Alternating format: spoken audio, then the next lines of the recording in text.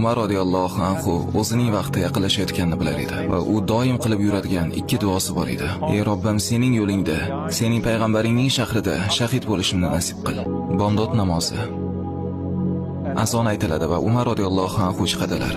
63 yoshlarda, xuddi Rasululloh sallallohu alayhi va sallam 63 yoshlarida vafot etganlarday. Abu Bakr radhiyallohu anhu ham shu yoshda vafot etganlar va Abu Lu'lu'a Umar sajdaga ketishini kutdi va u sajdaligida Abu Lu'lu'a hujum qildi va u Umar radhiyallohu anhuni o'sha xanjar bilan 9 marta urdi.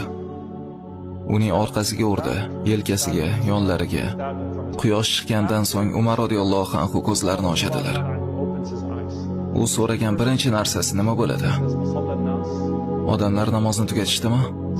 Sahobalar ha namozni tugatdik deyishadi. Umar esa alhamdulillah, zero namozni tark qiladiganning islomda ulushi yo'q deydilar.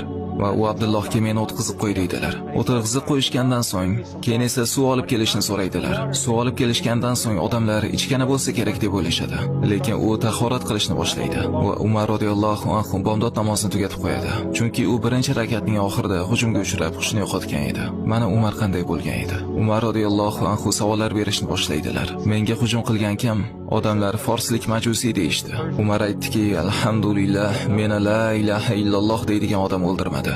Allohga hamdlar bo'lsin. Ya marhaba.